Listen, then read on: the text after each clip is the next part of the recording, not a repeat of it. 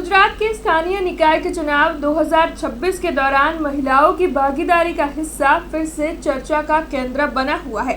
दरअसल इस बार 50% आरक्षण मिलने की वजह से चुनाव में महिलाओं की तादाद तो बढ़ी है, लेकिन बड़ा सवाल यही है कि क्या आरक्षण मिलने की वजह से महिलाएं सचमुच सशक्त हो पाई है या फिर महिलाएं केवल प्रॉक्सी है। जी हाँ, यही सवाल इस वक्त हर किसी के मन में उभर रहा है।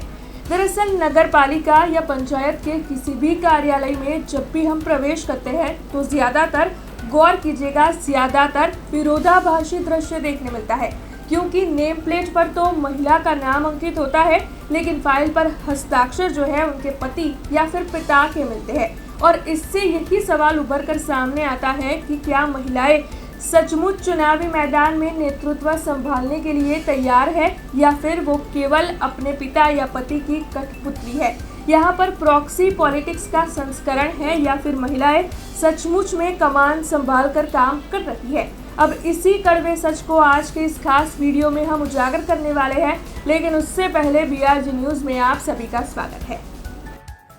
गुजरात ने स्थानीय निकाय के चुनाव में महिलाओं को 50% आरक्षण देकर एक क्रांतिकारी मिसाल तो पेश कर दी है, लेकिन हकीकत अभी भी कुछ और ही है।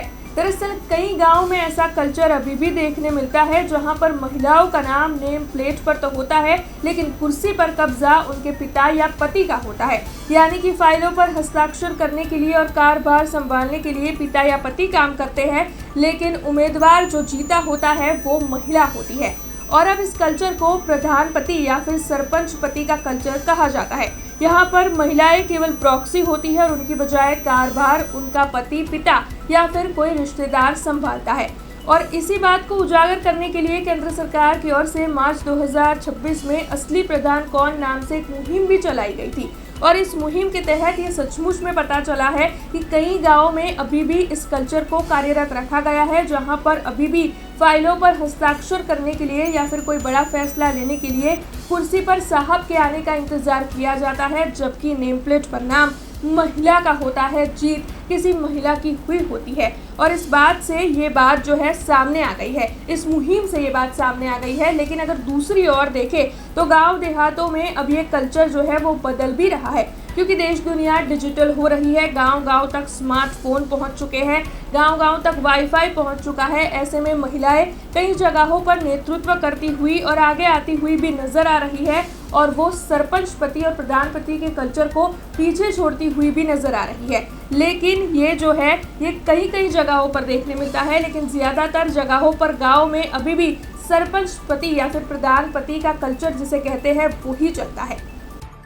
याद रखिए कि जब एक महिला वास्तव में सशक्त होती है तभी पूरा समाज प्रगति करता है, और इसीलिए महिलाओं का खुद सशक्त होना बेहद जरूरी है। अब इस पूरे रिपोर्ट का निष्कर्ष तो यही है कि आरक्षण ने महिलाओं के लिए दरवाजे तो खोल दिए हैं, लेकिन उस चौखट को पार कर कुर्सी तक पहुंचने का महिलाओं का संघर्ष आज भी जारी है, और महिलाओं के लिए इस संघर्ष से बाहर आना बेहद जरूरी है। दरअसल प्रॉक्सी पॉलिटिक्स जो है वो दीमक की तरह है, लोकतंत्र के लिए ये दीमक भरा है, और इस दीवार को तोड़कर महिलाओं को खुद आगे आना है, खुद नेतृत्व करना है, और किसी की कठपुतली होने से बाहर निकलकर खुद के लिए फैसले लेने हैं, खुद फैसले लेने हैं। क्योंकि इस चुनाव में जीत जब महिला उम्मीदवार की होती है, तब महिला उम्मीदवार के लिए ही ये जरूरी है कि वो खुद फाइलें पढ़े, खुद फैसले ले और खुद अपने ऊपर जो जिम्मेदारी उन्हें दी गई है उसका नेतृत्व संभाले। और मतदाता के तौर पर यहाँ पर हमें ये ध्यान रखना है कि हम किसी चेहरे को नहीं बल्कि क्षमता को वोट दें, ताकि सरपंच पति और प्रधान पति के इस कल्चर को पूर्ण तरीके से समाप्त कर पाए। ऐसे ही चुनावी अपडेट्स के साथ फिर लौटेंगे। आप देखते रहे BRG न्यूज़। धन्यवाद।